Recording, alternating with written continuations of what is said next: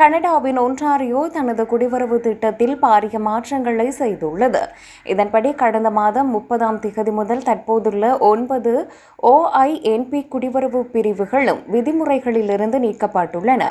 வெளிநாட்டு தொழிலாளர்கள், சர்வதேச மாணவர்கள், முதுகலை பட்டதாரிகள், முனைவர் பட்டதாரிகள், திறமையான வர்த்தக தொழிலாளர்கள் மற்றும் தொழில் முனைவோர் ஆகியோருக்கான பிரிவுகள் இதில் அடங்கும். கடந்த பல ஆண்டுகளில் ஒன்டாரியோ குடிவரவு பரிந்துரை திட்டத்தில் செய்யப்பட்ட மிகப்பெரிய மாற்றம் இதுவாகும். எனினும் இதற்கு பதிலாக வர இருக்கும் புதிய குடிவரவு பிரிவுகளில் முழுமையான விவரங்கள் தொடர்பில் அரசாங்கம் எந்தவொரு அறிவிப்பையும் வெளியிடவில்லை.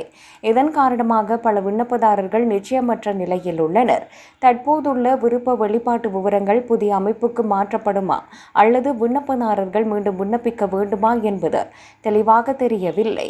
எவ்வாறாயினும் இந்த ஆண்டு மே 30 முன்னர் சமர்ப்பிக்கப்பட்ட விண்ணப்பங்கள் அப்போது நடைமுறையில் இருந்த விதிகளின்படியே தொடர்ந்து மதிப்பீடு செய்யப்படும் என ஒன்டாரியோ அரசாங்கம் உறுதிப்படுத்தியுள்ளது.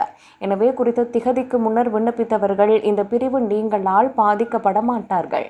அத்துடன் புதிய விதிகளுக்கு அமைய தொழிலாளர் சந்தையின் தேவைகளுக்கு பொருந்தக்கூடிய திறன்கள், பணி அனுபவம் அல்லது தகுதிகள் ஆகியவற்றை கொண்ட விண்ணப்பதாரர்களை மாகாணத்தால் தேர்ந்தெடுக்க முடியும். இதேவேளை ஒரு விண்ணப்பதாரருக்கு வேலைவாய்ப்பை வழங்குவதற்கு முன்னர் தொழில் வழங்குனர்கள் OINP-யில் பதிவு செய்ய வேண்டும் என்பது மற்றொரு முக்கியமான மாற்றமாகும். எவ்வாறாயினும் குடியேற்றத்துக்கான புதிய பாதைகளை ஒன்டாரியோ எதிர்காலத்தில் அறிமுகப்படுத்தும் என எதிர்பார்க்கப்படுகிறது.